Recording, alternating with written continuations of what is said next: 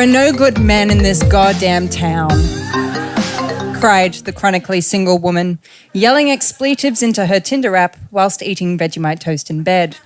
Her friends all agreed with her. The dating situation in Sydney was really quite dire.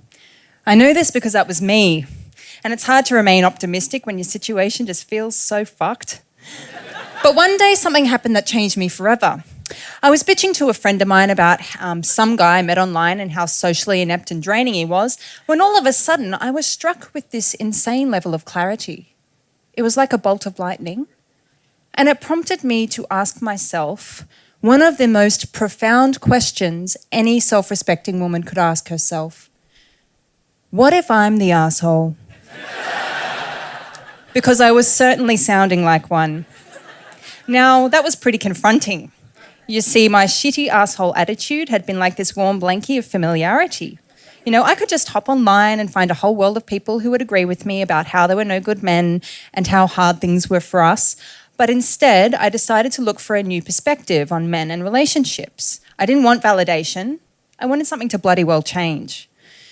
Now, when you finally admit to yourself that you're the asshole, you can learn so many new things. So I wanted to share 2 insights I've learnt about men and relationships.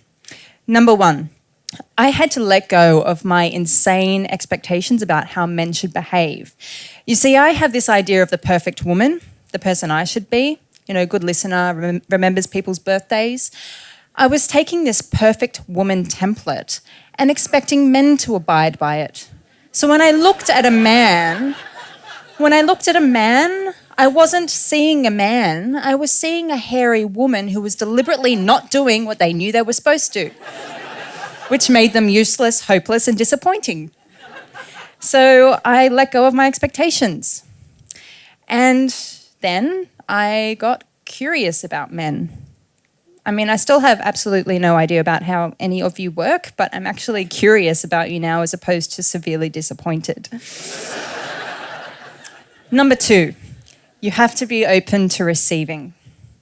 Now, I know that sounds like something Oprah would say, but it is actually true. For example, one day I was on the Inner West train and I saw this woman on the carriage with this resting bitch face. And she was just like struggling with her luggage, just trying to get off the train. And this nice young guy in his early 20s with big arms came over and offered to help her. And she literally just glared at him with disgust, rolled her eyes and said, "Thanks, I can do it myself." Like him offering to help her was the biggest insult, not only to her capability, but to the capability of all womankind. And the look on this guy's face, he looked crushed. And it took the wind out of me, actually. He was just trying to be a good guy. And it made me think of all the times I went on dates with this attitude of, I don't need you, I can take care of myself. And at the time, I thought it was making me all Beyonce style, sassy and independent. But actually, I was probably just coming across like a bitch. Yeah, with a wall 20 metres high that said, "I don't need you." How attractive. I guess I was just so used to being independent, I saw it as a badge of honour, like this heavy coat of armour. But now I think it's way more admirable to have the courage to soften and receive things from men. Even the simplest of compliments or a smile. And I had to let go of this idea that I was somehow letting the sisterhood down by letting a man drive me somewhere, pay for dinner, or help me with my bags.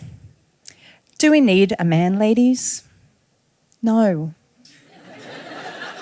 No. But the act of receiving just makes life seem so much more richer and more connected. I just never want to be like that woman on the train. So there you have it. There's 2 things that I've learnt. Drop your expectations and be open to receiving.